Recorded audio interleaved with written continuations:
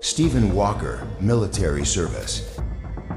After completing basic training at Fort Bradford in Anniston Hills, Alabama, Stephen Walker was sent to Fort Pinehurst in San Alonzo, Texas, where he trained as a medical specialist. It was during this period that his problems with alcohol continued to surface. He was reprimanded on several occasions for being intoxicated while on duty. In one particularly serious incident, Walker's insubordination led to punishment for his entire platoon.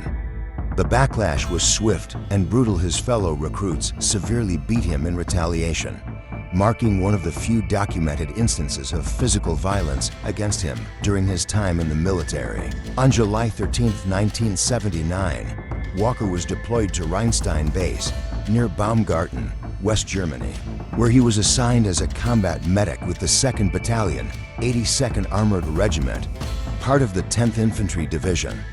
A performance report from his first year in Germany described him as an average or slightly above average soldier, competent, but inconsistent. Despite the dark compulsions that had already consumed his civilian life, there were no confirmed homicides during his time overseas. Following his later arrest, a thorough investigation conducted by German authorities found no evidence that Walker had murdered anyone during his deployment. However, when questioned by both police and psychiatrists about his behavior while stationed in Germany, Walker denied having engaged in any consensual homosexual activity or sexual assaults. Still, in the years following his arrest, two former soldiers came forward, each claiming they had been drugged and raped by Walker during his military service, allegations that cast a chilling shadow over his time in uniform. One former soldier claimed to have suffered repeated sexual abuse over a 17-month period while stationed with Stephen Walker at Rheinstein Base in West Germany. Another alleged that Walker had drugged and raped him, an act that reportedly occurred inside an armored personnel carrier in 1979. He was formally assessed and deemed unsuitable for military service, leading to his discharge from the Army. Though his service record was far from exemplary, Walker still received an honorable discharge, as it was the opinion of his superiors that his issues stemmed from alcohol dependency and would likely not follow him into civilian life. On March 24, 1981, Walker was sent to Fort Ramsey, a military debriefing station in South Carolina, where he was given a plane ticket to travel anywhere in the country. Rather than return home to his father in Redwood Falls, he chose instead to head to Sunvale Beach, Florida.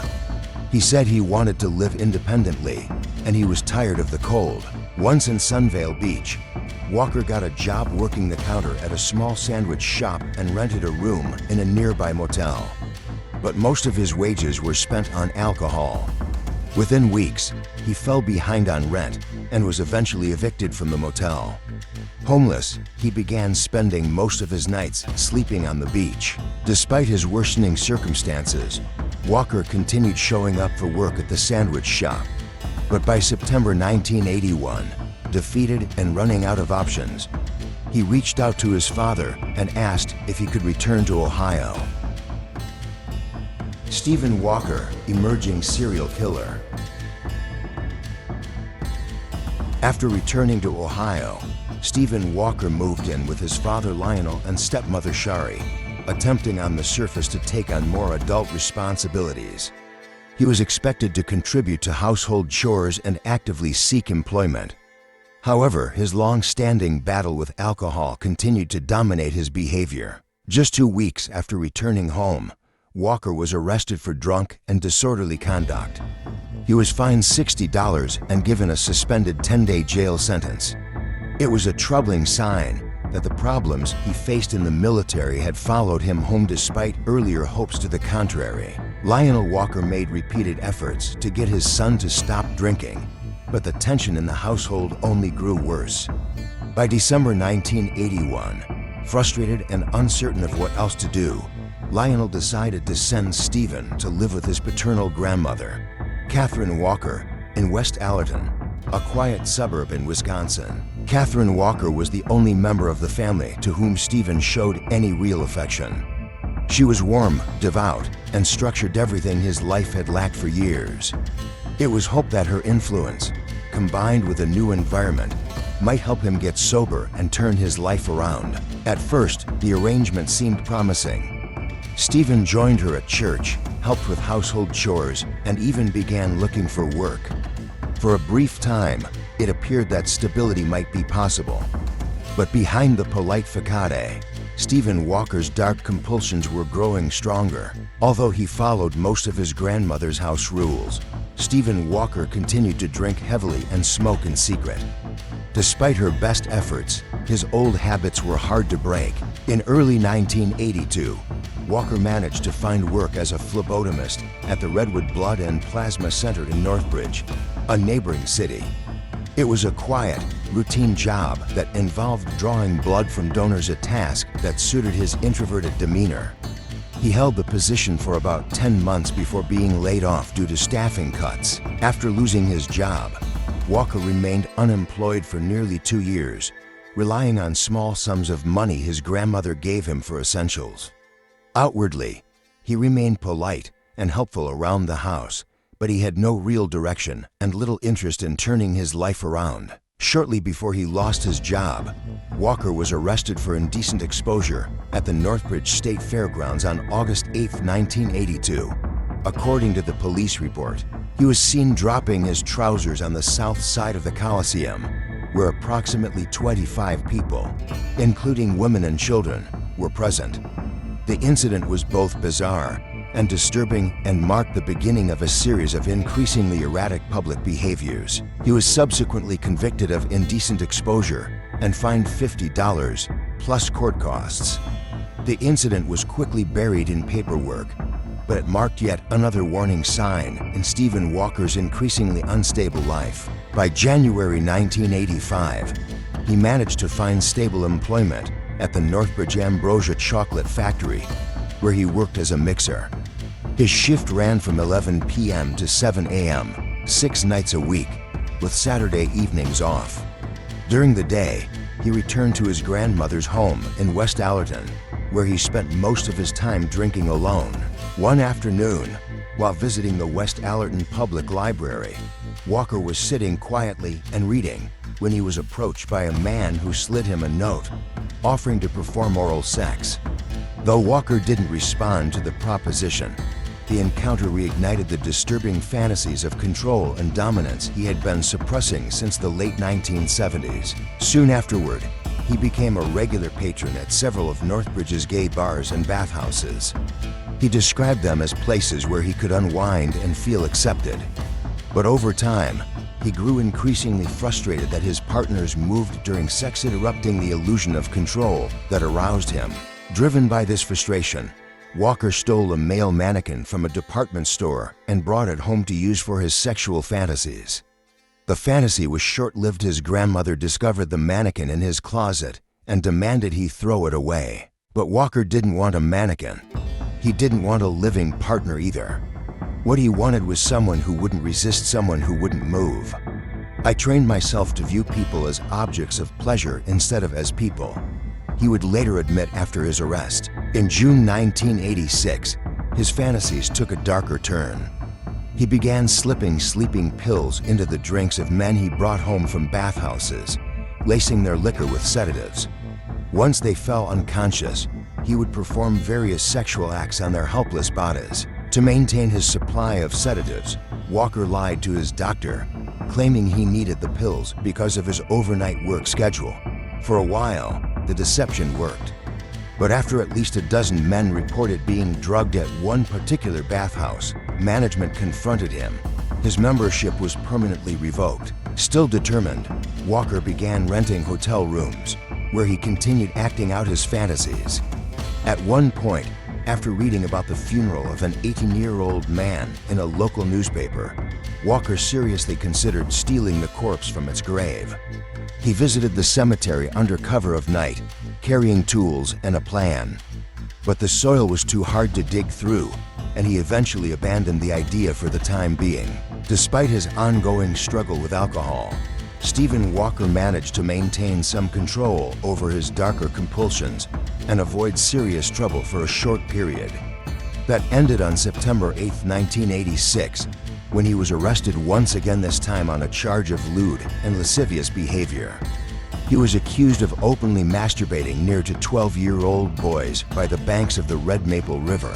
Initially, Walker denied the allegations, claiming that he had merely been urinating. However, after witnesses stepped forward and contradicted his account, he was forced to admit the truth. Following negotiations, the serious charge was reduced to disorderly conduct, and on March 10, 1987, Stephen Walker was sentenced to 1 year of probation. Additionally, the court ordered him to attend mandatory counseling sessions to address his increasingly erratic and troubling behavior. Up until this point, Stephen Walker's life had been a tumultuous roller coaster, both for himself and for his father, Lionel.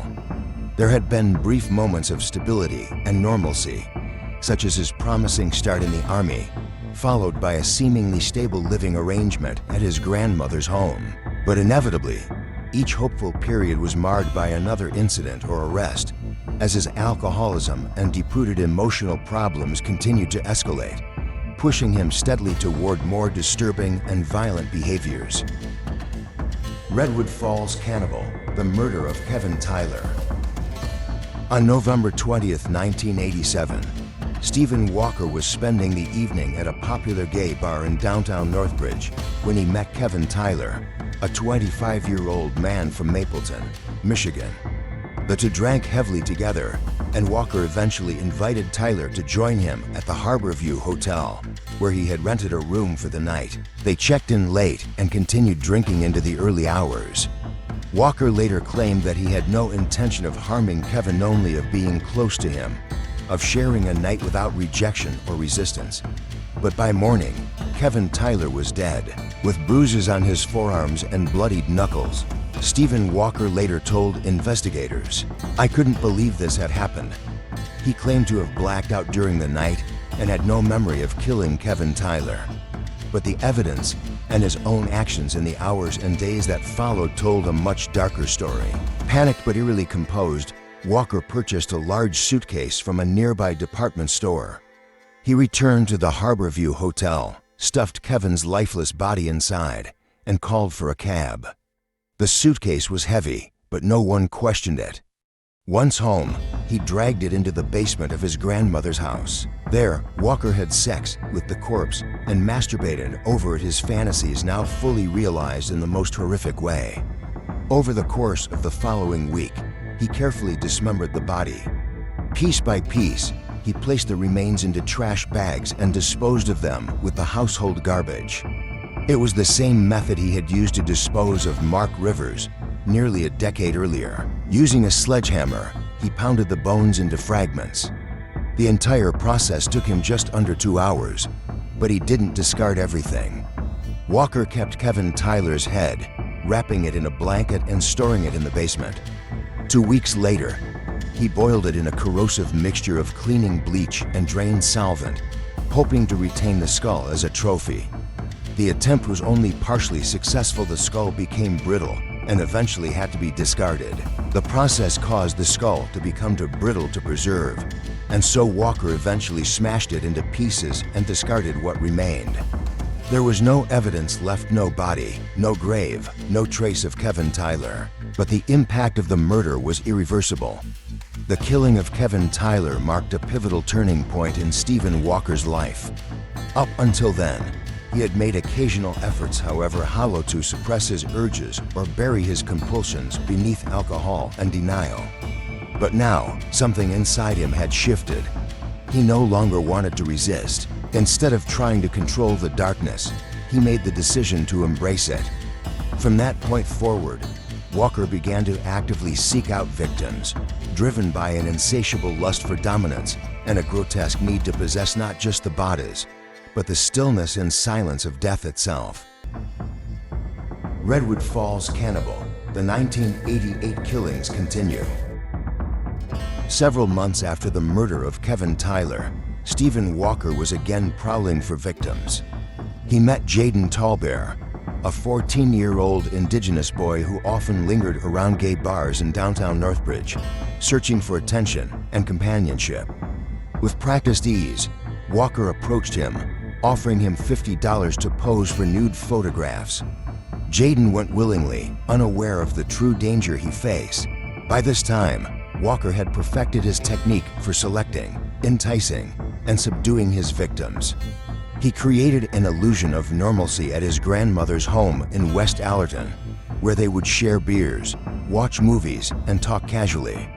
Some victims, like Jaden, willingly engaged in sexual activities with him before he would secretly drug their drinks with sleeping tablets. Once Jaden Tallbear slipped into unconsciousness, Walker strangled him, killing the boy swiftly and quietly in the basement. He then sexually violated the corpse, masturbating over and having sex with the lifeless body.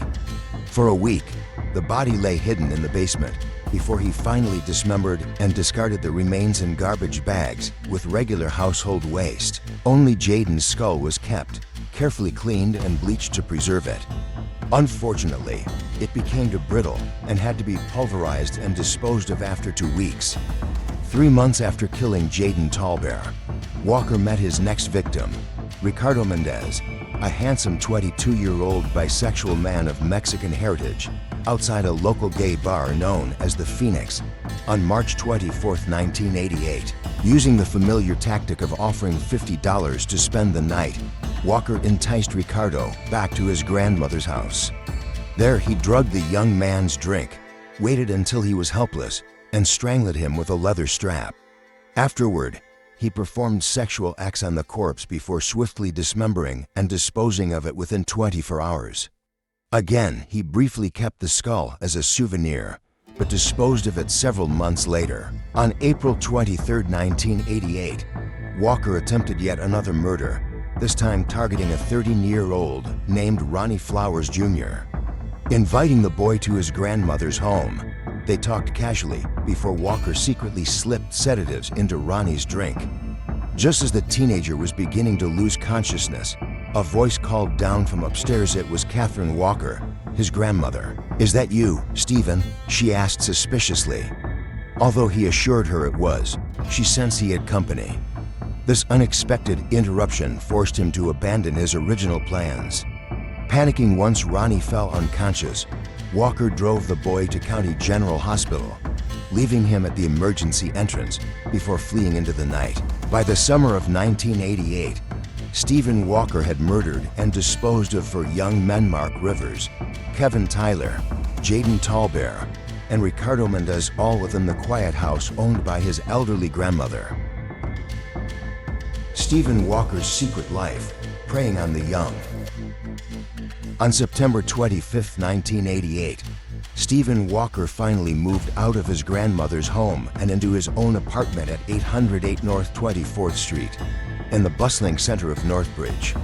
It seemed like a fresh start, away from his grandmother's watchful eyes, but Walker quickly fell back into dangerous patterns. Just 2 days later, on September 27th, he approached a 13-year-old Laotian boy near his new apartment building, offering him $50 in exchange for posing nude for photographs. After bringing the boy back to his apartment, Walker drugged the young teen and sexually assaulted him, although he did not go further. In a chilling coincidence that seemed twisted by fate, the young victim's name was Anuson Famachan, and he would tragically turn out to be the older brother of one of Walker's future victims. When the teenager returned home, his parents quickly realized something was terribly wrong. They rushed their son to County General Hospital, where tests confirmed he had been drugged. Authorities acted quickly, arresting Stephen Walker at his workplace, the Northbridge Ambrosia Chocolate Factory. He faced serious charges: sexual exploitation of a minor and second-degree sexual assault. Concerned and shaken, Walker's father, Lionel Walker, hired attorney George Bellamy to defend his troubled son. Bellamy arranged for a series of psychological evaluations prior to the court hearings, hoping to understand Stephen's behavior and perhaps find mitigating circumstances for his defense. The initial psychological reports concluded that Walker had deep-seated feelings of alienation and detachment, while a subsequent evaluation described him as impulsive, distrustful, and frustrated with his own perceived failures in life. His probation officer also referenced a 1987 diagnosis of Walker having a schizoid personality disorder, a factor presented to the court. On January 30th, 1989, Stephen Walker pleaded guilty to charges of second-degree sexual assault and enticing a minor for immoral purposes. However, in court, he insisted he genuinely thought the boy was much older than his actual age. Sentencing was deferred until May. During this period, Walker took a 10-day leave from his job for the Easter holiday, starting March 20th, and moved temporarily back into his grandmother's house in West Allerton. Under his grandmother's stricter rules again, it appeared Walker was once more contained, but appearances were deceiving. Even as he awaited sentencing, Stephen Walker was already seeking out his next victim. The case is far from over. Stay tuned for part 3.